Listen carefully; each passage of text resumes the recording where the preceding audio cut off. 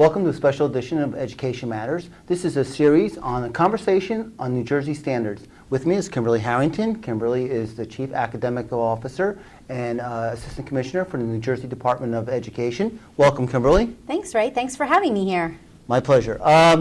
First of all, what are standards at the state level, and what is curriculum? Because I think sometimes they're used interchangeably. And they absolutely are, and it can be confusing. So standards are the skills that a child needs to be able to know and do by the end of a given grade level or across grades. And those are decided at the state level. And then what we have here in New Jersey is that each local district sets their own curriculum, which is the plan that carries out that skill set. They decide what materials they're going to use, what activities they're going to do, what their lesson plans, the scope of their lesson or unit plans will look like. That's a local decision, and every district has the ability to make those decisions for themselves, infusing the standards through their curriculum. You mentioned that standards are a grade level where a student's supposed to have a certain accomplishment. Why do we have standards, though?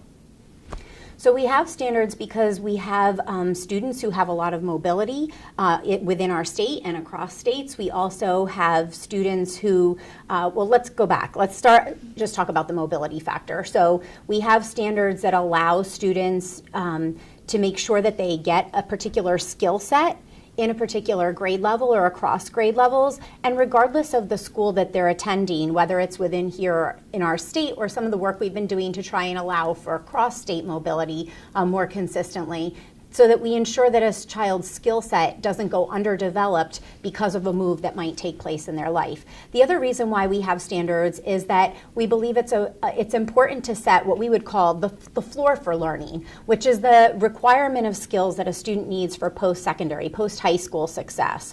And so we want to have those skill sets established so that we ensure that all students receive that, at least that minimal level of skills to be successful, and then it's up to every school and district to differentiate. The teachers know their students best about where those skill sets need to be expanded upon, students who are ready to grow and exceed those, but we want to make sure that all students have at least the minimum skill set to be successful after they graduate from high school, regardless of the pathway they choose to pursue.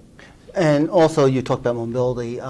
So it's also if a student moves from South Jersey to North Jersey, that's correct, and they're in the 5th grade, the curriculum, or at least the standards that they have to meet, is the same. Yep, so we'll keep those terms separate. So you're right, though, if they move within the state, that's particularly something we want to pay careful attention to, that because a child needs to move and change schools, that their learning isn't interrupted. So here within our state, the standards are consistent across our schools, and that even though it may look different the way the local district plays it out in their curriculum, the plan for those standards, the skills are still in place across the schools in our state. And I just want to clarify one thing that you said is, sure, it's the floor. So if a local district wants to have their students exceed those standards, they can absolutely they can do that. Absolutely. Today, a lot of people almost feel standards started with the Common Core, but actually standards have a longer history than that. Could you Sure. touch on that? We've actually had standards here in New Jersey for over 20 years. We've had the New Jersey Core Curriculum Content Standards was where we started our standards journey here in New Jersey. We've always had high standards and been looked at as a national model for having exceptional standards.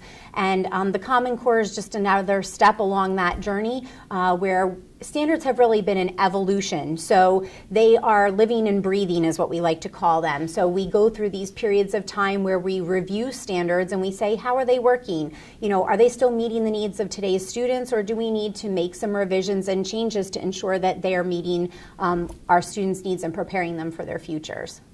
You said standards are living and breathing. How often? That means you have to review them periodically, and you reviewed the Common Core. How often do you review standards? We review standards every 5 years as sort of our rule of thumb.